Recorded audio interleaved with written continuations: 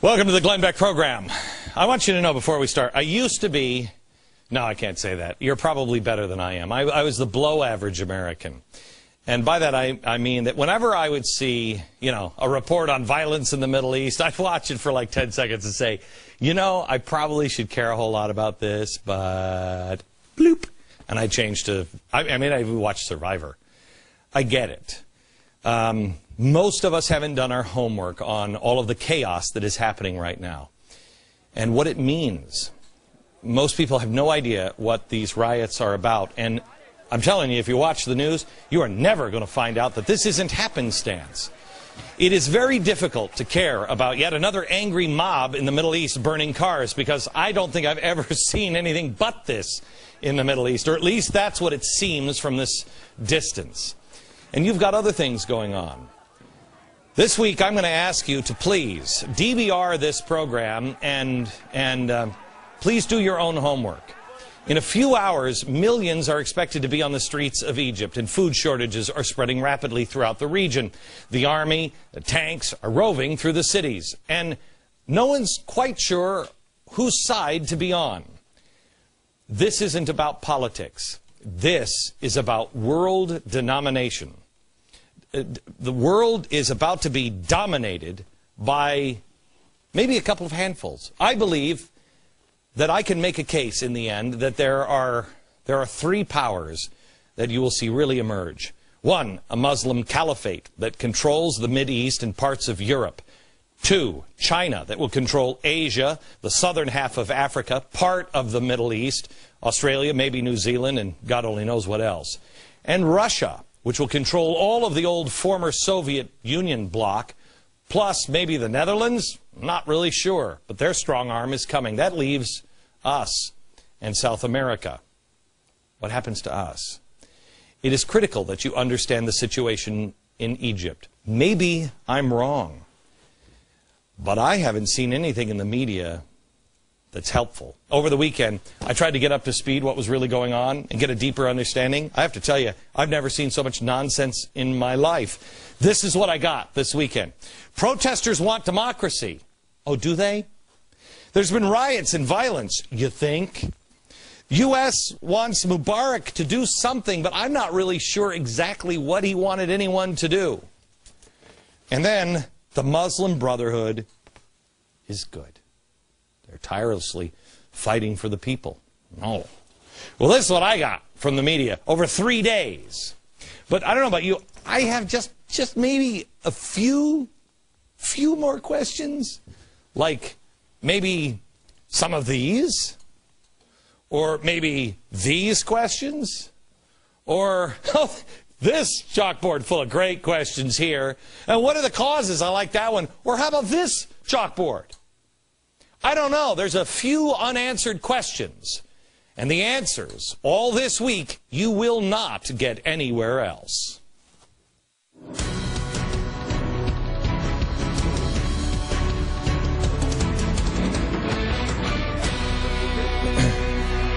Well, hello, America. I have to tell you, the media doesn't get it. And it is, it's painfully apparent when you see Sam Donaldson praising Al Jazeera for the fine work they're doing.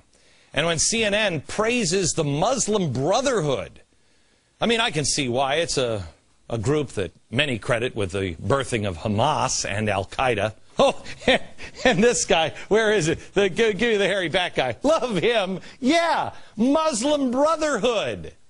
So they're just in there for the people. Yeah, I love the hairy back guy who was the mastermind behind 9/11. That's my kind of Muslim Brotherhood, huh? We'll have more on the Muslim Brotherhood later. But no one seems to be also questioning the lionization of this guy. This guy. Isn't he the former UN nuclear watchdog? Wasn't he the guy who was like, nope, Iran is cool. It's all cool. They don't have it. Really? There's no deeper context, no enlightenment here, no questions that we should ask him. None. How about this one? Is the chaos we're seeing just random? Is it because like a Tunisian kid had his fruit cart taken away? Is that what happened a couple of weeks ago? And now somehow or another it's spread to this? Is it really because of the growing gap between the rich and the poor in Egypt? America, what you're really seeing is actually a repudiation of everything we think we know. This is Woodrow Wilson, repudiated. This is Saul Alinsky. This is Storm from Van Jones. This is the coming insurrection. That's what really we should be paying attention to. It's the UN Secretary General, Ban Ki-moon, who said over the weekend at Davos that capitalism is environmental suicide and there needs to be, quote, a revolution. Oh, well, that's helpful while the streets are on fire. The former Soviet Union, everybody, radical Islam, this is the story of everyone who has ever plotted to or wanted to fundamentally change or destroy the Western way of life. This isn't about Egypt. Everything is up on the table. Maybe I'm wrong, and I know they're going to call me Chicken Little and everything else, but this is the coming insurrection. This is what I have been warning about. The media will tell you that everyone around the globe just hates America because we're wealthy. That's what it is. We're rich and we're free. Everybody says that. Even George Bush said it. They hate our freedom. No, they don't. No, they don't. Some of them do. But it ain't about rich and free. I mean, have you looked at Dubai or Saudi Arabia? They're filthy rich. They're building that. And I don't see them blowing each other up over that. Okay, they're rich but not hated. Well, maybe it's because we pollute the earth too much. Really? Isn't China and India polluting even more? I mean, look, they're about to pass us. Well, they hate us for all kinds of reasons. They hate us because we're free. No, they hate us because of this phrase, the enemy of my enemy is my friend. They hate us because we're hypocrites. They hate us because we told the world. And you and I, we believed it. We believed it. We didn't realize what the progressives were doing to us. We told the world that we stand for freedom, truth, justice, and the American way, that we stand up for the little guy, we stand up for the oppressed. You and I actually believed that. Well, if that were true, why didn't any of us ask, why are we propping up dictators like Mubarak in order to temporarily keep things stable? Well, that's better than the alternative. We propped up the Saudis before they were propping us up. We propped up Saddam Hussein time and time again. After the Muslim Brotherhood created Osama bin Laden, oh, I didn't hear that on CNN this weekend. Guess who helped finance him? We did. Why? Because the enemy of my enemy is my friend. That is a lie. That is why the people in the Mideast who are oppressed hate our guts. Because the guy who's taken their family members and throwing them in jail and torturing them, and then they just disappear, is our friend. No, he's not. Now the debate is going to be, okay, so what are we going to do about it? Well, I go back to the one question on this program that must be answered. And it is this one. In all cases, this one must be answered. Can man rule himself? Well, here's how we've answered it in the past. Well, on one hand, yes, here in America or in the West, sure. But the people in the Middle East, oh, no. Oh, sorry, you're getting tortured and everything, but you're crazed animals. You've got to be contained by some dictator. I mean, we're over here. We can rule ourselves. But, I mean, if they have to torture a few of them to keep them in line, that's okay. Freedom is great and everything, but you can't have it because the whole world will become unstable. That's what we've been saying. That is a little inconsistent. This isn't about oil. It's not about oil prices. Stop with that lie. Do you know how much oil and how much resources we have? We have enough to last us over 200 years. Think about how life has changed in 200 years. We're fine with oil. We don't need their oil. What we've been doing is we've been buying their oil to redistribute the wealth. So we can keep them as friends, so we can keep everything calm. We use oil as an excuse, and we have for a very long time. We've also been playing the game of, well, sure, he's a dictator, but that's better than an Islamo-fascist. Frankly, I'm not so sure anymore. I think it all ends the same way, doesn't it? I mean, decay is the natural state of things. Everything starts out great and then decays. You should have seen me 20 years ago. Well, I wasn't great, but I've decayed a lot since. Same thing with a dictatorship. If you start with a dictatorship, oh, I don't know, in 20 years, it's going to be pretty ugly. The chaos you are seeing now is not about those crazy young men that are unemployed, those crazy young men, the poor, those without a future, those who are hungry, those who are misunderstood. They exist, but they're being exploited now. High unemployment is a vehicle that others are driving and hiding behind to get to a different destination. What you saw last week in Tunisia, now in Egypt, and is spreading like wildfire. I'll show you a map in a moment, and I think you'll care about this story. This is the coming insurrection. It is. And it is imperative that you get up to speed. Do your own homework.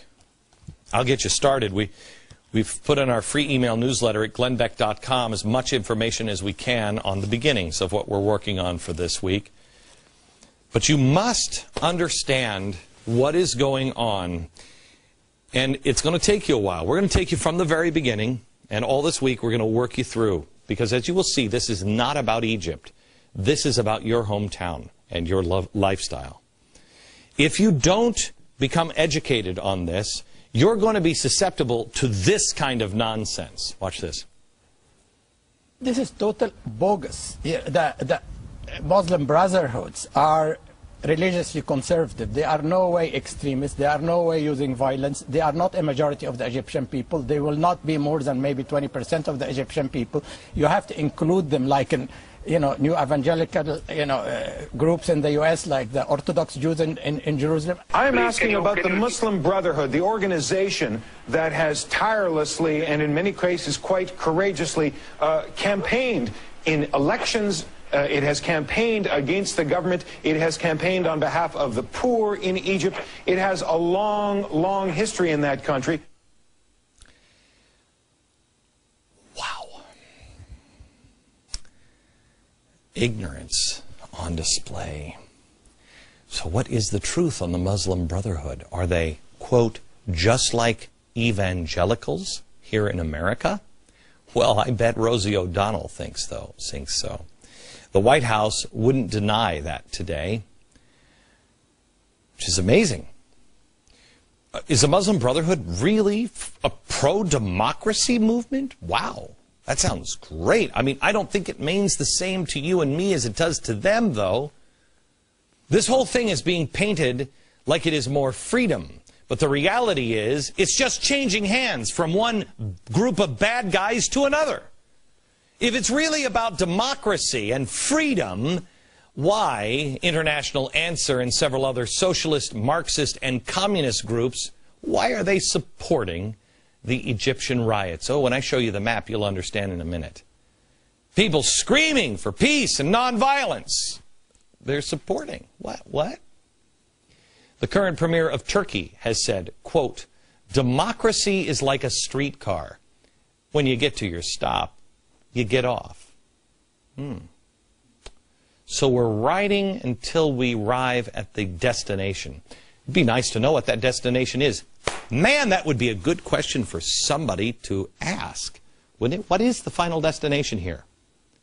It's kind of like America when we didn't ask. What do you mean by change? I mean, you were asking, I was asking, but the press never asked, can you define change for us? We never found out. By the way, El Baradei, yeah, the guy who loves the Muslim Brotherhood, he also formed a little group. It's called the National Association for Change. This weekend I heard him talking about social justice, but we'll get into that one maybe on tomorrow or the next day. Doesn't interest the media. But once you have the whole ground up and look at the big picture and you get to that one, boy, oh boy, oh boy. It sure would be nice to know that, wouldn't it?